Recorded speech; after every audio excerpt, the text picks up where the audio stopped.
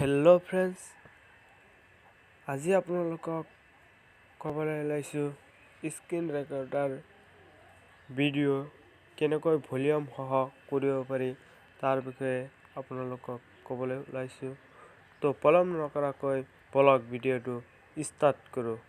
তো আপোনালোকক প্ৰথমতে কি কৰিব লাগিব, ছেটিঙত যাব লাগিব। ছেটিঙত গৈ কিনে একদম তলত চাব চিষ্টেম এপছ বুলি অপশ্যন আছে, সেইটোত ক্লিক কৰিব। ক্লিক কৰাৰ পিছত একদম শেষতে আছে স্ক্ৰীন ৰেকৰ্ডিং, সেই অপশ্যনটোত ক্লিক কৰিব। ক্লিক কৰাৰ পিছত ইয়াতে চাউণ্ড বুলি এলাউ চাউণ্ড ৰেকৰ্ডিং আৰু এইটো এনেবল কৰিব। মোৰ অলৰেডি এনেবল কৰাই আছে।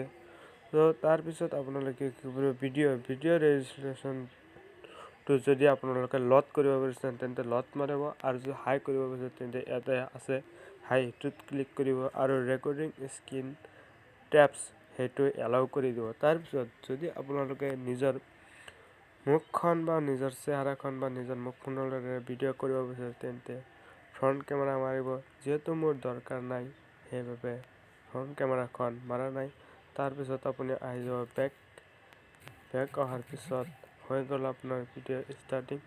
তাৰপিছত আপুনি যদি ইউটিউব নাইবা যিকোনো বস্তু চাব বিচাৰে তেন্তে আপুনি সকলো চাব পাৰিব।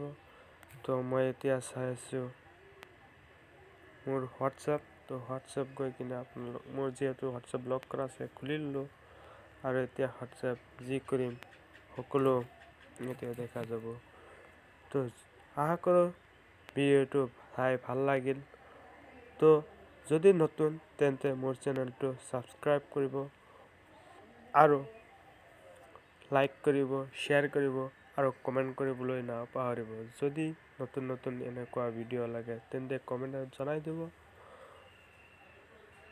Thank you, bye by.